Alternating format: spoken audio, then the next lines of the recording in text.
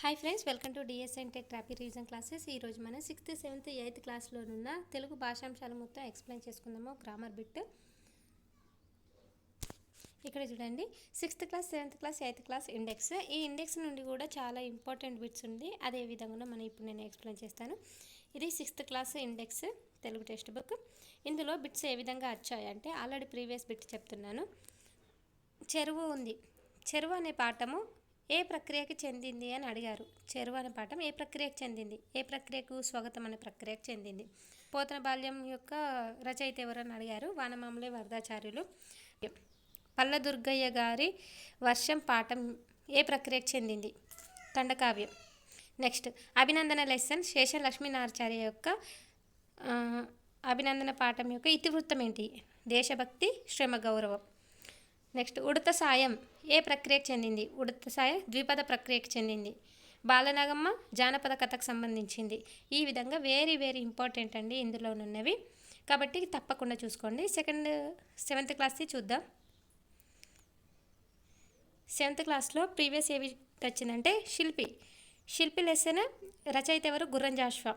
ఇది ఏ ప్రక్రియకు చెందింది? ఖండకావ్యంకి చెందింది. నెక్స్ట్ నాయనమ్మ ఏ ప్రక్రియకు చెందింది? కథానికకు చెందింది. ఇక్కడ సీత ఇష్టాలు ఇది ఆల్రెడీ ప్రీవియస్లో వచ్చింది. సీత ఇష్టాలు ఏ ప్రక్రియకు చేరింది? బుర్రకథకు చెందింది. దీని యొక్క ఇతివృత్తం బాలిక విద్య.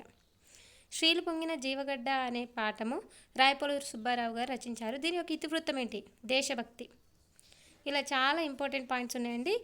ఇండెక్స్ మాత్రం చదవకుండా ఉండకండి, ఖచ్చితంగా చదవండి. Okay, come to the point. Grammar bits explain చేసుకుందాం ఇప్పుడు. ఇక్కడ చూడండి, టెక్స్ట్ బుక్లోని గ్రామర్ పాయింట్స్. ధ్వని అనే మాట చప్పుడు, శబ్దం అనే అర్థం వస్తుంది. భాష విషయంలో మాత్రం ధ్వని అంటే నోటితో పలికేది అని అర్థం. ధ్వని అనే మాటకు చప్పుడు, శబ్దం అనే అర్థం వస్తుంది, కానీ భాష విషయంలో ధ్వని అంటే నోటితో పలికేది అని అర్థం. నెక్స్ట్ భాషా ధ్వనులను అక్షరపు గుర్తుల పట్టికను వర్ణమాల లేదా అక్షరమాల అని అంటారు. ఆ అనేది ఒక ధ్వనిని తెలిపే గుర్తు, అంటే అక్షరం. ఆ ఈ వంటి వర్ణాలను ఏమంటారు? అచ్చులు అని అంటారు. కక్క, గగ్గ వంటి వర్ణాలను హల్లులు అంటారు. ఓకే, మన పేపర్ 1లో ఎటువంటి బిట్ ఇచ్చారంటే ద్విత్వాక్షరం, సంయుక్తాక్షరం, సంశ్లేషాక్షరంలో కింది వాటిలో గుర్తించండి అని ఒక వర్డ్ ఇచ్చి ఏ వర్డ్ అది అని అడిగారు. ఇక్కడ చూడండి, అక్షరమాలలో ఎట్లా ఉన్నా హల్లులు అనేది పొల్లుగా పలికేది. ఆ అనే ధ్వనులు కలిపి మా అయింది. మొదటి హల్లు, రెండోది హచ్చు అన్నట్టు. అనేది హల్లు, ఆ అనేది అచ్చు. కొన్ని అక్షరాల్లో 2 3 హల్లులు కలిసి ఉండొచ్చు. అవి 3 రకాలు. ఫస్ట్ ద్విత్వాక్షరం, సెకండ్ సంయుక్తాక్షరం, థర్డ్ది సంశ్లేషాక్షరం. ఫస్ట్ ద్విత్వాక్షరం గురించి తెలుసుకుందాము. ద్విత్వాక్షరం అంటే ఒక హల్లుకు అదే హల్లుకు ఒత్తుగా చేరితే దాన్ని ద్విత్వాక్షరం అంటారు. ఇప్పుడు చూడండి, కాకు, కావొత్తు. ఇక్కడ కకారం 2 సార్లు వచ్చింది కాబట్టి దీన్ని ద్విత్వాక్షరం అంటారు. ఏ హల్లుకు అదే హల్లు ఒత్తుగా చేరితే దాన్ని ద్విత్వాక్షరం అంటారు. సంయుక్తాక్షరం ఒక హల్లుకు వేరొక హల్లు ఒత్తుగా చేరితే దాన్ని సంయుక్తాక్షరం అంటారు. అంటే ఇక్కడ నాకి యావత్తు చేరింది కాబట్టి ఇక్కడ నకారము, యకారాలు అనే 2 హల్లులు వచ్చాయి కాబట్టి ఇది సంయుక్తాక్షరం. ఒక హల్లుకు వేరొక హల్లు చెందిన ఒత్తు చేరితే దాన్ని సంయుక్తాక్షరం అంటారు. నెక్స్ట్ థర్డ్ వన్ సంశ్లేషాక్షరం. సంశ్లేషాక్షరం అంటే ఒక హల్లుకు ఒకటి కంటే ఎక్కువ హల్లులు ఒత్తుగా చేరితే దాన్ని సంశ్లేషాక్షరం అంటారు. ఇక్కడ ష్మీ ఉంది. ష్మీకి ఏ ఒత్తులు ఉన్నాయి? కు, ష్, ఇక్కడ కకారం, షకారం, మకారం అనే హల్లులు 3 కలిశాయి కాబట్టి ఒక హల్లుకు ఒకటి కంటే ఎక్కువ హల్లులు ఒత్తుగా చేరాయి కాబట్టి దీన్ని ఏమంటారు? సంశ్లేషాక్షరం అంటారు. నెక్స్ట్ వర్గాక్షరాలు. ఇక్కడ నుండి ఖచ్చితంగా బిట్ ఉంటుంది.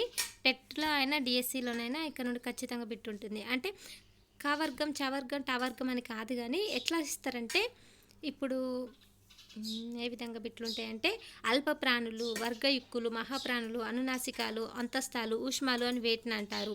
ఈ విధంగా బిట్ ఉంటుంది. మళ్ళీ ఒక మాత్ర అంటే కనురెప్ప కాలం మాత్రం కదా, అంటే 2 మాత్ర కాలంలో ఉచ్చరించే అచ్చులను ఏమంటారు? ఒక మాత్ర కాలంలో ఉచ్చరించే అచ్చులను ఏమంటారు? ఇది ఆల్రెడీ టెట్ బిట్. టెట్లో 100% హార్డ్ బిట్స్ ఏం రావు. 25% ఈజీ బిట్స్ వస్తాయి, 25% కొంచెం హార్డ్, 25% వెరీ హార్డ్. ఆ విధంగా ఇస్తారండి బిట్స్. కాబట్టి ఈజీ బిట్స్లో ఇటువంటి వస్తుంటాయి. ఒక మాత్రకాలంలో ఉచ్చరించే అచ్చులను ఏమంటారు? ఒక మాత్ర కాలంలో ఉచ్చరించే అచ్చులను హ్రస్వాలు అంటారు. హ్రస్వాలు కదా. ఒక మాత్ర కాలం అంటే కనురెప్ప పాటు కాలాన్ని హ్రస్వాలు అంటారు. మరి హ్రస్వాలకు ఎగ్జాంపుల్ ఆ, ఈ, ఉ, రు, ఏ, ఓ, వీటిని ఏమంటారు? హ్రస్వాలు అంటారు. నెక్స్ట్ దీర్ఘాలు. దీర్ఘాలు అని వీటిని అంటాం, రెండు మాత్ర కాలంలో ఉచ్చరించే అచ్చులను దీర్ఘాలు అంటారు. రెండు మాత్ర కాలంలో అంటే ఇప్పుడు ఒక మాత్ర కాలం అంటే కనురెప్పపాటు కాలం, అంటే కనురెప్ప కన్నా ఎక్కువ. రెండు మాత్ర కాలం అంటే వాటికి ఎగ్జాంపుల్ ఆ, ఈ, ఊ, రు, ఏ, ఐ, ఓ, ఔ, వీటిని దీర్ఘాలు అంటాం. నెక్స్ట్ ఇంపార్టెంట్, అల్ప ప్రాణులు అని వీటిని అంటారు. పరుషాలు సరళాలని అల్ప ప్రాణులు అంటారు. మరి పరుషాలు ఏవి, సరళాలు ఏవో తెలుసుకుంటాం. కచ్చట తప వీటిని పరుషాలు అంటారు. గజడ దబ వీటిని సరళాలు అంటారు. పరుషాలు సరళాలు కలిపి అల్ప ప్రాణులు అని అంటారు. నెక్స్ట్ క, గ, చ, జ, ట, డ, త, ద, ప, భ లు వీటిని ఏమంటారంటే మహాప్రాణాలు వర్గయుక్కులు అంటారు. ఇది టెట్ బిట్ అండి, ఆల్రెడీ ప్రీవియస్ టెట్లో వచ్చింది ఈ బిట్. అంటే ఆప్షన్స్ క, గ, చ, జ, ట, డ, త, ద, ప, బాలను ఏమంటారు అని అడిగారు. వర్గయుక్కులు ఆర్ మహాప్రాణాలు అంటారు.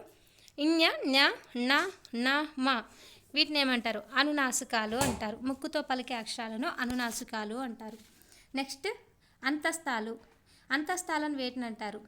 యారా లావాలను అంతస్తాలు. ప్రతి షిఫ్ట్లో వీటికి సంబంధించి బిట్ వచ్చిందండి, ఎందుకంటే చదువుతుంటే అర్థమవుతుంది. అనునాసికములకు సంబంధించి వచ్చింది, అంతస్తాలు, ఊష్మాలు అంటే ఈసారి కూడా టెట్లో కన్ఫామ్ బిట్ ఇక్కడ నుండి, కాబట్టి వీటిని మిస్ చేయొద్దు.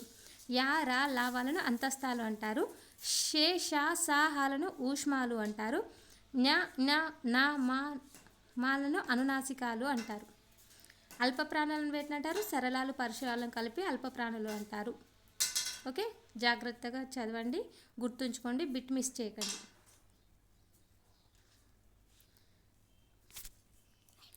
నెక్స్ట్ ఉభయాక్షరాలు. ఉభయాక్షరాలను వేటిని అంటారు? సున్నా, సున్నా, అరసున్నా, విసర్గ. సున్నా, అరసున్నా, విసర్గ. సున్నాని ఏమంటారు? పూర్ణ బిందువు. అరసున్నా, అరసున్నా అంటారు. విసర్గ. అచ్చులతో హల్లులతో ఉపయోగించడం వల్ల వీటిని ఉభయాక్షరాలు అని అంటారు. ఇక్కడ ఇంపార్టెంట్ అంటే అరసున్నాకు గ్రాంధిక భాషలో ప్రాధాన్యం ఉన్నది, విసర్గకేమో సంస్కృత పదాలకు మాత్రమే చేరుతుంది విసర్గ. నెక్స్ట్ లింగాలు.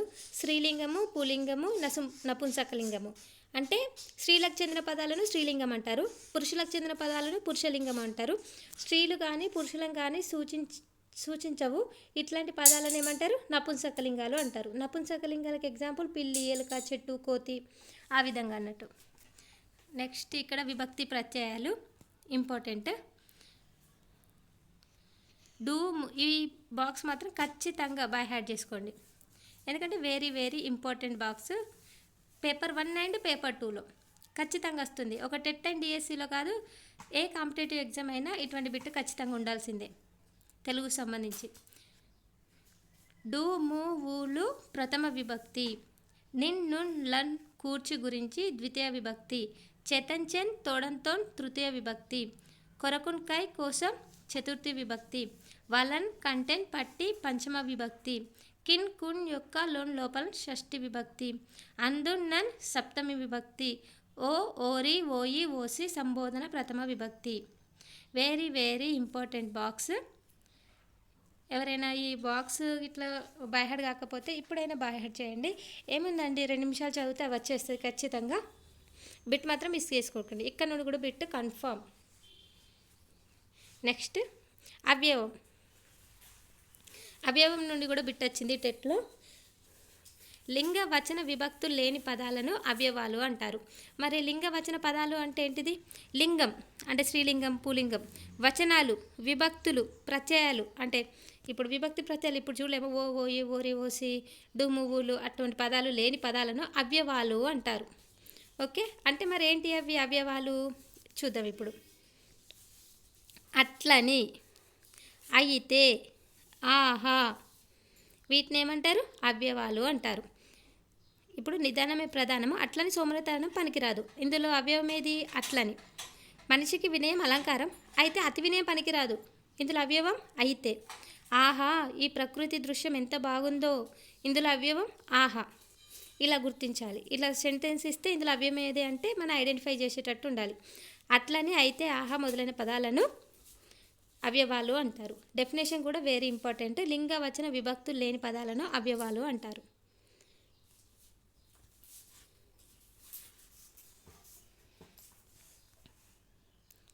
నెక్స్ట్ ఇక్కడ జాతీయం సామెత. మరి జాతీయం అని వీటిని అంటారు, సామెత అని దేన్ని అంటారు? వీటికి సంబంధించి కూడా గ్రామర్లో బిట్ వస్తుంది, చూద్దాం.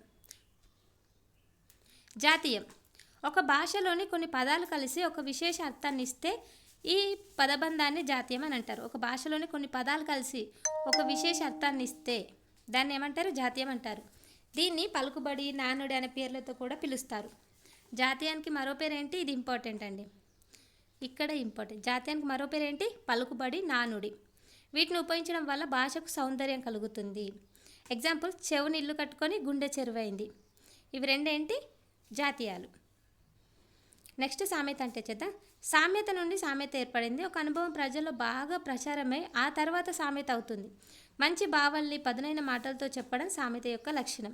సామెతలు సంక్షిప్తంగా నిగూఢార్థంగా ఉంటాయి. అంటే సామెత అనేది మంచి భావాల్ని పదునైన మాటల్లో చెప్పడాన్ని సామెత అంటారు, దాని లక్షణం. సామెత గూఢార్థం అంటే మంచి, అంటే దానిలో ఒక మాట అంటే దాన్ని అర్థం వేరే విధంగా ఉంటుంది అన్నట్టు. ఒక అనుభవం ప్రజలు బాగా ప్రచారమై తర్వాత అది సామెత అవుతుందని గుర్తుంచుకోవాలి. ఎగ్జాంపుల్, కుండ బద్దలు కొట్టినట్లు, కుండ బద్ద మనసు విరిగేటట్టు మాట్లాడడం, ఉరకబోయి బోర్ల పడ్డట్టు. ఎగ్జాంపుల్స్. ఇక్కడ కొన్ని ఎగ్జాంపుల్స్ ఉన్నాయి, అవి జాతీయమా సామెత తెలుసుకుందాము. ఫస్ట్ది, చెవిన ఇల్లు కట్టుకొను. చెవున ఇల్లు కట్టుకొని, ఇది ఒక జాతీయం. కుండ బద్దలు కొట్టినట్టు, కుండ బద్దలు కొట్టినట్టు, ఇది సామెత. గుండె చెరువైంది, జాతీయం. ఉరకబోయి బోర్ల పడ్డట్టు, సామెత. వండిన కుండ, జాతీయం. తామెర తంపర, జాతీయం. చేతులు కాలాక ఆకులు పట్టుకున్నట్లు, సామెత. గాలెం వేయడం, జాతీయం. కన్నెర్ర చేయడం అనేది జాతీయం. ఓకేనా? ఎవరైనా టెక్స్ట్ బుక్ ముందటుండి ఇది చూసే వాళ్ళైతే ఖచ్చితంగా రాసుకోండి నోట్స్లో, ఎందుకంటే ఇది చాలా చాలా ఇంపార్టెంట్. ప్రీవియస్లో కూడా ఈ బిట్ వచ్చింది, అందుకే మరీ చెప్తున్నాను, డోంట్ మిస్. మాకు దేశభక్తి ఉన్నది. సురేష్ వేసుకుంది తెల్ల చొక్కా. లక్ష్మీపతి దయ నాపై ఉంది. ఏకలవ్యుడు గురుదక్షిణ ఇచ్చాడు. పావని అంగడికి పోయి కూరగాయలు తెచ్చింది. మాధవునికి 10 ఎకరాల పొలం ఉన్నది. ఇక్కడ పైన గీత గీసిన పదాల అర్థం చూడండి. దేశభక్తి అంటే దేశం నందు భక్తి. తెల్ల చొక్కా, తెల్లనైన చొక్కా.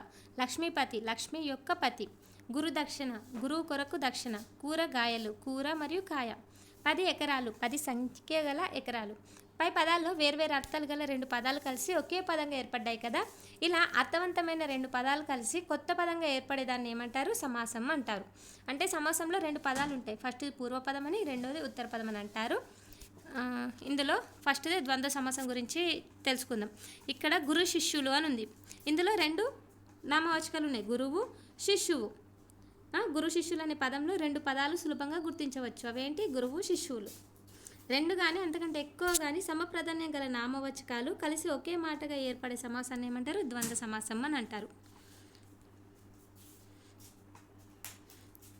ఇక్కడ సంధి అంటే ఏంటో తెలుసుకుందాము. 2 పదాలు కలిసి ఒకే పదంగా ఏర్పడడాన్ని సంధి అని అంటారు, అంటే కలిసి రాయడాన్ని సంధి అంటారు.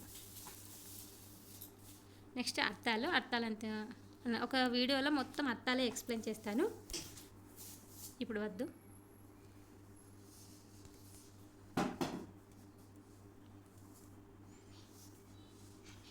ఇక్కడ సమాపక క్రియ, అసమాపక క్రియ అని ఉంది. సమాపక క్రియ అంటే ఏంటి, అసమాపక క్రియ అంటే ఏంటి నేను ఇప్పుడు ఇక్కడ చెప్తాను. ఇక్కడ సమాపక క్రియలు అంటే ఒక పని పూర్తయినట్లు తెలియజేసేదాన్ని సమాపక క్రియ అని అంటారు. అంటే ఎలాగంటే ఇప్పుడు నిద్రపోయింది, దాన్ని సమాపక క్రియ అంటారు. చదివి అనేది ఏంటి? అసమాపక క్రియ. చదివి అది సగమే అయిపోయింది, చదివింది అంటే సమాపక క్రియ. చదివి అంటే అసమాపక క్రియ.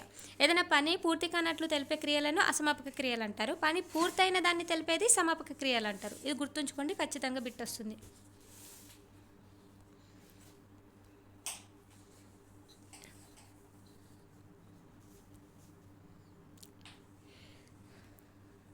నెక్స్ట్ ఇక్కడ ఉత్వసంధి గురించి ఉంది, తెలుసుకుందాము.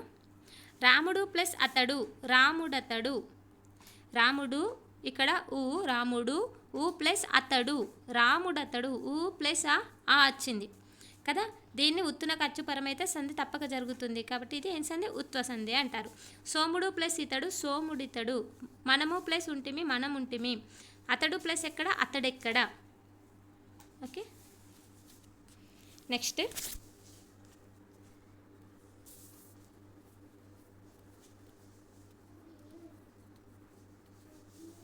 సవర్ణ దీర్ఘ సంధి.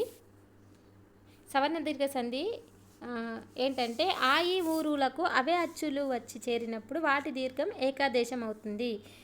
దీన్ని సవర్ణ దీర్ఘ సంధి అంటారు. ఎగ్జాంపుల్ శివ ప్లస్ ఆలయం, శివాలయం. ఇది ఏ విధంగా అంటే శివ ఆ ప్లస్ ఆలయం, శివాలయం దీర్ఘం వస్తుంది ఇక్కడ.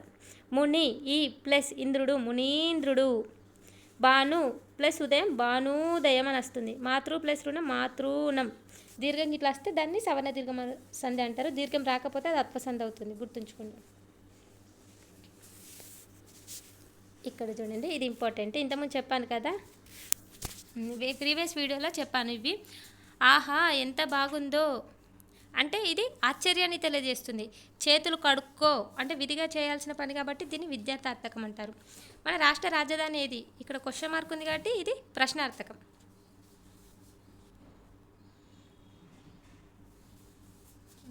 ఇక్కడ వీటి గురించి ఎక్స్ప్లెనేషన్. ఆహా ఎంత బాగుందో ఇది ఆశ్చర్యానికి సంబంధించి తెలియజేస్తుంది కాబట్టి ఆశ్చర్యార్థకం.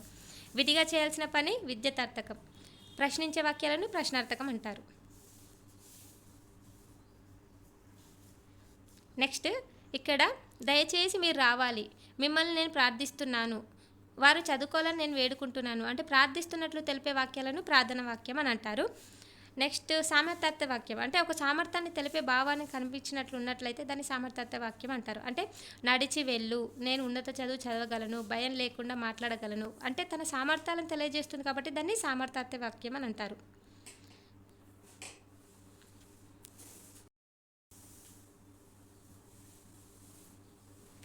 ఇక్కడ పని జరుగుతుందో లేదో అని సందేహాన్ని తెలియజేసేది సందేహార్థ వాక్యం.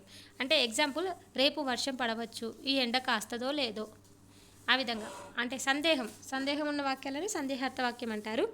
అనుమత్యార్థ వాక్యం అంటే అనుమతి ఇచ్చే అర్థాన్ని సూచించేది అనుమత్యార్థ వాక్యం. అంటే లోపలికి రావచ్చు, నువ్వు ఇవి చూడవచ్చు, మీరు వెళ్ళవచ్చు, అనుమతి కోరేదాన్ని అనుమతార్థ వాక్యం అంటారు. నెక్స్ట్ నిషేధార్థ వాక్యం అంటే ఆ పనులు చేయవద్దని చెప్పేది నిషేధార్థ వాక్యం. అంటే ఎగతాళి చెయ్యొద్దు, నీటిని వృధా చెయ్యొద్దు, నిద్రపోవద్దు, వీటిని నిషేధార్థ వాక్యం అని అంటారు. నెక్స్ట్ ద్విగు సమాసం.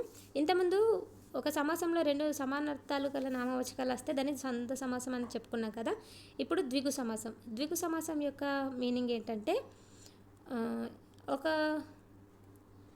పూర్వపదం సంఖ్యావాచకం అయితే దాన్ని ద్విగు సమాసం అంటారు. అంటే సంఖ్యావాచకం అంటే నెంబర్, పూర్వపదము సంఖ్య అంటే ఏ విధంగా అంటే నవరసాలు అంటే 9 సంఖ్య గల రసాలు, 9 అనేది సంఖ్య, రసాలు అనేది నామవాచకం. ఆ విధంగా చతుర్వేదములు 4 సంఖ్య గల వేదములు, షట్ చక్రవర్తులు 6 సంఖ్య గల చక్రవర్తులు, పంచ పాండవులు 5 సంఖ్య గల పాండవులు, దశ దిశలు 10 సంఖ్య గల దిక్కులు, 8 బొమ్మలు 8 సంఖ్య గల బొమ్మలు. ఈ విధంగా ఒకటి సంఖ్య ఒకటి నామవాచకం, ఈ విధంగా ఉంటే దాన్ని ద్విగు సమాసం అంటారు.